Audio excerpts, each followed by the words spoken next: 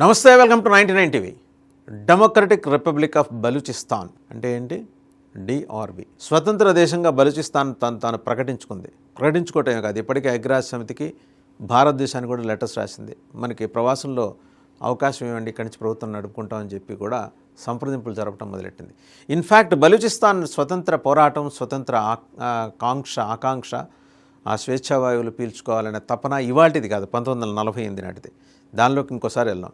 ఇప్పుడు నడుస్తుంది ఆపరేషన్ హెరోఫ్ 2.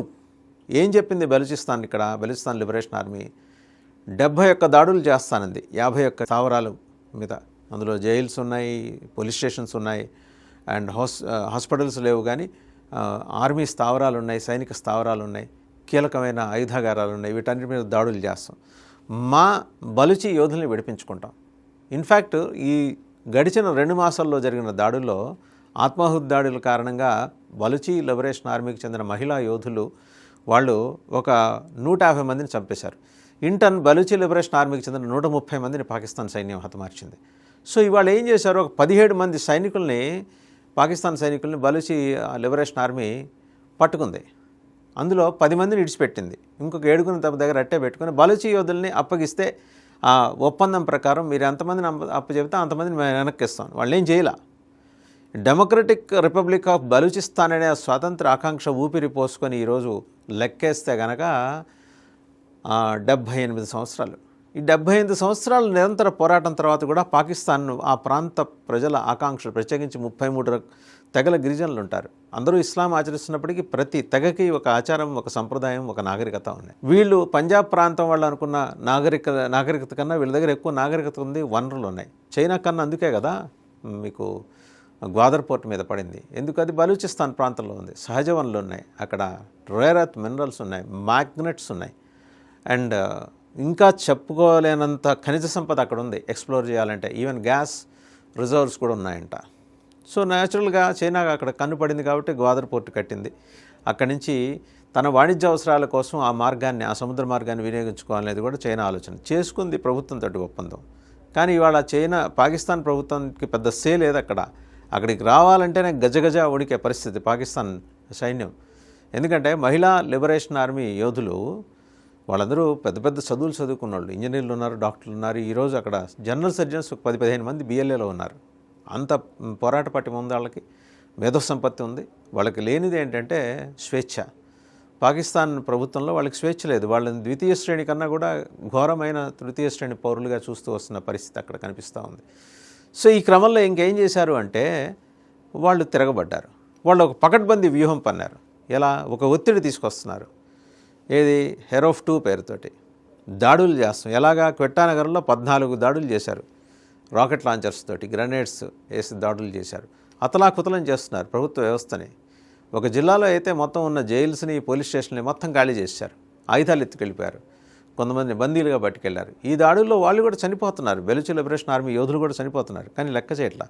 ఇప్పుడు ఆపరేషన్ హెరోఫ్ 2 అందులో భాగం ఏంటంటే అందులో వాళ్ళు చెప్పాలనుకున్నది అంతర్జాతీయ సమాజం దృష్టిని ఆకర్షించడం. మేము డెమోక్రటిక్ రిపబ్లిక్ ఆఫ్ బలూచిస్తాన్, మమ్మల్ని స్వతంత్ర దేశంగా గుర్తించండి, పాకిస్తాన్తో మాకు సంబంధ బాంధవ్యాలు లేవు, మాకు సపరేట్ ఎంబసీ ఉండాలి, మాకు రాయబార కార్యాలయం ఉండాలి, మాతో నేరుగా సంప్రదింపులు జరపాలి. ఇవాళ చైనా కూడా అనివార్యంగా వాళ్ళతోనే సంప్రదింపులు జరుపుతోంది. If everything goes well they will have a better understanding with Balochistan అడుగుతుంది ఏంటి? వాళ్ళకి ఆర్మీ ఉంది, ఎయిర్ ఫోర్స్ లేదు. ఆ ఎయిర్ ఫోర్స్ సహాయం అంతా చైనా సాయుధ సంపత్తి సమకూరుస్తుంది. సో చైనాతో సాపత్యం ఏర్పడితే ఆటోమేటిక్గా రష్యాతో కూడా సాపత్యం. మనతో ఎలాగూ ఆ సాఫ్ట్ కార్నర్ ఉంది. బలూచీలకి మనం ఎప్పటి నుంచో నాగరికత పరంగా, సంస్కృతి పరంగా దగ్గర భారతదేశానికి. ఎందుకంటే ప్రముఖ శక్తిపీఠం లింగాజీ మాత ఆలయం బలూచిస్తాన్లో ఉంది. ఈ రోజుకి వాళ్ళు ఇస్లాం సంప్రదాయం అనుసరించే వాళ్ళైనా అమ్మవారి ఉత్సవాలు ఘనంగా జరుపుతారు ఆ ప్రాంత గిరిజనులు, అంటే ఇస్లాం సంప్రదాయాన్ని పాటించే గిరిజనులు. వాళ్ళు ఎప్పుడూ కృష్ణమేనన్ డిఫెన్స్ మినిస్టర్గా ఉండి పాకిస్తాన్ విడిపోయినప్పుడు మేము ఆ ప్రాంతంతో కలిసి ఉండలేం, మేము భారతదేశంతో కలిసి ఉంటామని చెప్పి వచ్చినప్పుడు కృష్ణమేనన్ చేసిన ఒక వ్యూహాత్మక తప్పిదం కారణంగా వాళ్ళు ఇలా మమ్మల్ని సంప్రదిస్తున్నారని బహిరంగంగా ఆయన వచ్చి మీడియా ముందు చెప్పిన కారణంగా ఆ రోజు మహమ్మద్ అలీ జిన్నా బలూచిస్తాన్ మీద దాడి చేసి తను స్వాధీనపరుచుకున్నాడు. సో ఆ రోజు నుంచి వాళ్ళని ఎడమకాలి బొటన వేలి కింద వేసి మరీ నలిపేస్తున్నది పాకిస్తాన్ ప్రభుత్వంలో. ఎక్కువ పంజాబ్ ప్రాంతానికి చెందిన ఒక అగ్రవర్ణ ఆధిపత్యం కొనసాగుతూ ఉంటుంది. బలూచీలు గిరిజనులు. ఆ మాటకు వస్తే ఇమ్రాన్ ఖాన్ గిరిజనుడైనా కాకపోయినా బలూచిస్తాన్ నుంచి ప్రాతినిధ్యం వహిస్తున్న కారణంగా ఆయన్ను కూడా తొక్కే ప్రయత్నం చేసింది ఈ ఆర్మీ, పాకిస్తాన్ ఆర్మీ.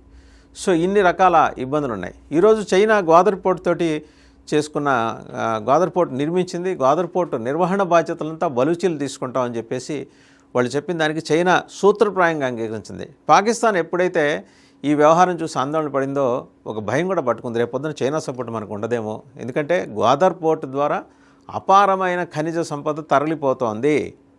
ఆ ఖనిజ సంపద అంతా బలూచిస్తాంది. సో దాని మీద హక్కు బలూచీలకే ఉంది, పాకిస్తాన్కి లేదు.